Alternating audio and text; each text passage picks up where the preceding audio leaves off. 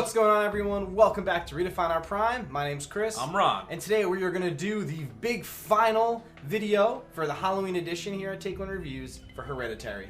So Ron, you were talking about this movie as one of the scariest movies that you've seen in quite some time, and you are the horror buff here. So what did you think about Hereditary? I thought it was, once again, the scariest movie I've seen in a long time. Probably the last 2-3 years. Okay. Yeah, so it's a story about a family, and they lost their matriarch, the grandmother, and her daughter, the mother of the family, is struggling with grief. She's not sure if she should feel bad. She really didn't get along with her. There were times where she actually kept her away from the family because she thought she was a bad influence. And we start off at the funeral, and she can't believe the turnout. She sees a bunch of people she doesn't recognize. And she's like, you know, wow, like, I never thought my mother knew this many people because she was so secretive. And then there's kind of a left turn. The daughter of the family is a little strange. She has a bunch of quirks about her. She doesn't seem, you know... Hold on, I just have to make one quick call out. In that funeral part, that priest that's smiling, like... Yeah. Creepy guy. Yeah. Sorry, go ahead. But yeah, the daughter is a little strange. She's got a bunch of quirks about her. She had a tight bond with the grandmother. Mm-hmm. She actually was closer with the grandmother than the mother. But anyway, the son of the family wants to go to a party. And this is where the plot takes a turn. Because for some reason, the mom wants the daughter to go. Yeah, so they push them. Yeah, and they go to the party, and the daughter supposedly has a nut allergy. And she has an allergic reaction at the party because for some reason or another, a bunch of high school kids are making cake with nuts. I think it was it's like probably a special kind of cake. Exactly. I was just going to say that. Yeah. So anyway, she has an asthma or allergic reaction. Yep. And she actually gets decapitated from a pole after the brother swerves to not hit a deer. Did not see that coming. Neither did I when I first saw it. I just thought it was going to be the daughter kind of being the central focus of the movie because maybe she's possessed or maybe she has a connection to the spirits, kind of like Poltergeist, like they're here. I thought it was going to be something like that, but no. This movie took a complete left turn. Literally. They allude to that too with her too, that there's some kind of like haunting or possession thing going because she keeps making this. That was your opinion, and you were... noise, and then they show her in her room, and then all of a sudden it's from her point of view, and you hear the noise, but she didn't make it. So you know there was some connection to whatever is making that noise. What is going on? Something's following this or bonded to this girl. She's got some kind of influence with whatever is terrorizing this family.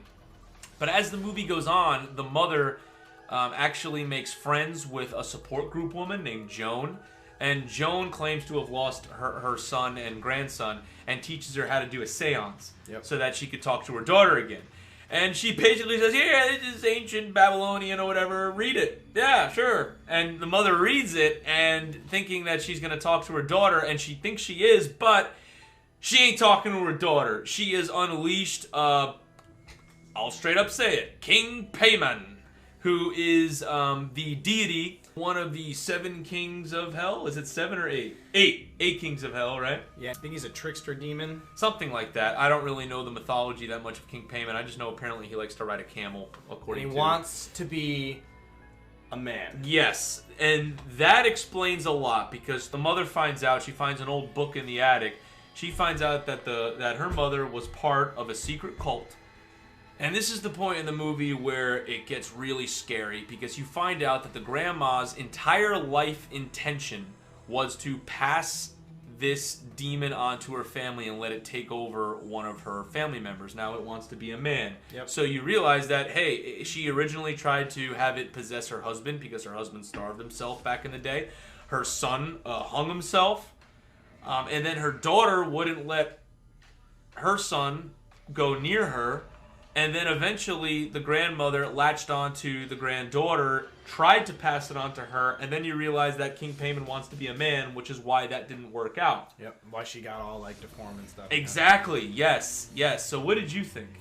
So I think this movie, Ron, so again, I'm not a horror fan, not looking forward to, so I was dreading watching this movie. So when Ron finally was like, all right, this is it, we're sitting down, we're watching this, I was nervous.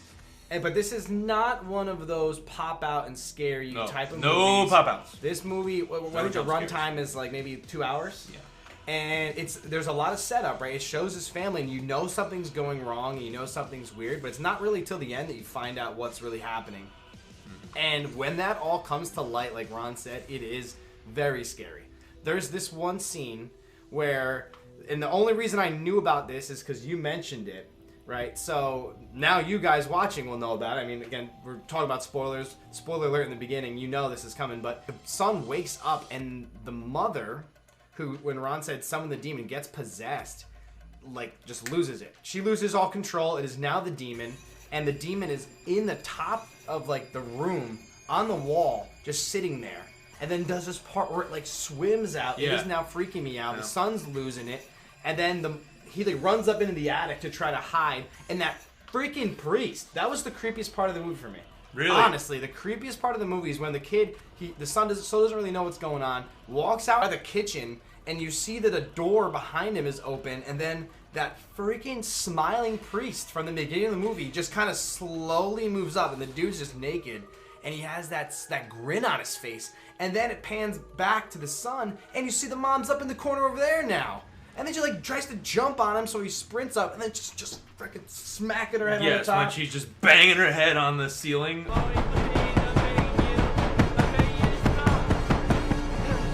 And then when she finally gets up into the attic, she starts sawing her head off a piano wire. Decapitation is a big part of this movie. Yeah. I think it's trying to say that in order for the demon to come out, the head must come off.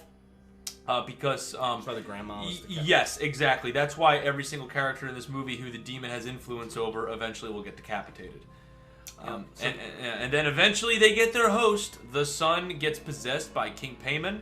He goes up into their family treehouse, which is also a big part of the movie. There's like tons of people up there naked, just. Yeah, that was the granddaughter's like comfort zone, and you go up there, and there's just this whole ritual set up. And all the cult members who were these people that were in the background of the movie this entire time were the puppet masters. Right. And the mother likes to work with miniatures, and that is basically a metaphor for this movie because the cult is manipulating them just like she is manipulating the miniatures, right? And then it ends. They have their deity. They could worship him. He is... he is the demon made flesh, and evil wins in the end. Yeah, that's literally what happens. And I have to say really quick, one little thing for the unsung hero of the story is the dad. Yes, he wanted no part of this stuff. Poor guy, imagine just living an everyday life, and your in-laws end up being Satan worshippers, and then you try to... Your wife's like, oh, you have to burn this book. So he's like, all right, fine, honey, I'll burn the book. And then you light on fire and die. It's like, this dude was just... He's right there in the middle. Look at this guy. He literally is just a regular dad, just trying his best, and thanks a lot, in-laws. Yes. Thanks. I mean, it had great performances. Toni Collette was the mother. She was also in The Sixth Sense. She played the mom in The Sixth Sense. You would believe that she was every part of her character. Yeah. Don't you swear at me, you little shit! Don't you ever raise your voice at me! I am your mother! Very convincing. All of them were good. The son was good. The father was good. And you know what's great? I'm going to say a great performance that wasn't even in the movie. The grandmother. Because she was a character, even though she was never actually in the movie. Story. Yes, you feel her presence, you feel her influence. She's in pictures with that woman Joan who taught her the seance. It was all just planned, and that is just so terrifying to me when these people, like that woman Joan, you think she's being genuine, and she's not. She is evil, and she's manipulating, and I loved it. I can't. So what would you rate it, Ron? I would say this is, as a horror movie, I'm going to give it a 10 out of 10. As a movie, I'm going to give it a 9 out of 10. But as a horror movie, I'm going to say it's 10 out of 10. This made me lose sleep at night. I always judge a horror movie by whether or not I lose sleep. I lost sleep.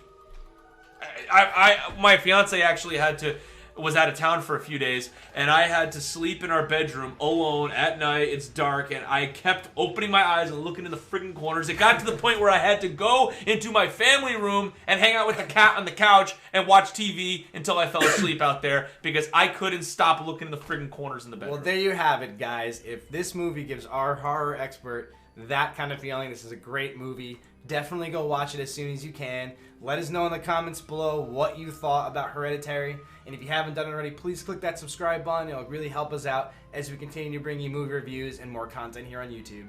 So thanks so much for watching, And we'll see you guys next time. Happy Halloween. Happy Halloween. What are you gonna be for Halloween? Yoshi. Please, Eddie. That's a clue.